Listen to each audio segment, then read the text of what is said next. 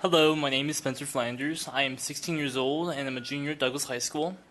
I like to think of myself as a typical Nevada teenager.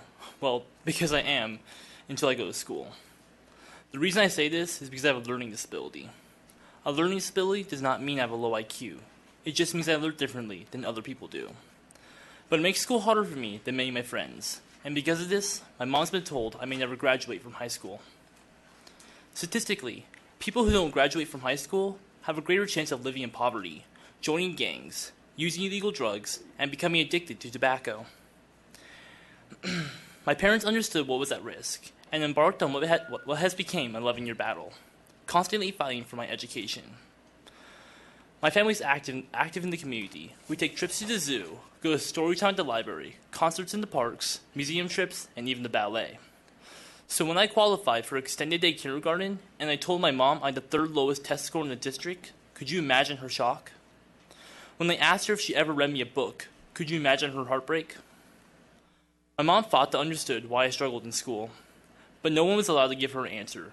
You can't use the word dyslexia. My primary education was so frustrating. Classrooms of 40 students, ditto copy after ditto copy. I tried so hard, but nothing would click. I've always been a good kid and smiled a lot.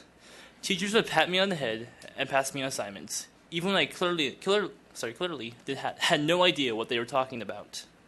Even special education teachers, being so overwhelmed with behavioral issue children, would pad my test scores so they could promote me from grade to grade. I remember my mom crying. I remember lots of testing. And then I changed schools and started working with a tutor. She was tough, but for the first time, things started making sense. I found a love for ear reading or books on tape. My vocabulary grew, and so did my GPA. Let's face it, there's nothing glamorous about summer school. But with hard work, dedication, a fantastic tutor, and with lots of family support, I learned how to work with my learning disability. Because of all the years I spent working so hard because of all the years I've worked so hard, I've spent so sorry. Because of all the years I've spent working so hard, my education means so much to me. But because I have accommodations and many of my teachers don't understand what dyslexia is, they think I'm asking for a free pass, even though I make honor roll in all my general education classes. Passing AB 341 is a necessary course of action. Simple testing and diagnosing at the earliest intervention possible is necessary not only for us as students, but for the existence of us as a productive society. As it stands today, less than 30% of Nevada's students in special education will graduate. I don't think it was necessary for me to struggle as long as I did, or for my mom to shed so many tears.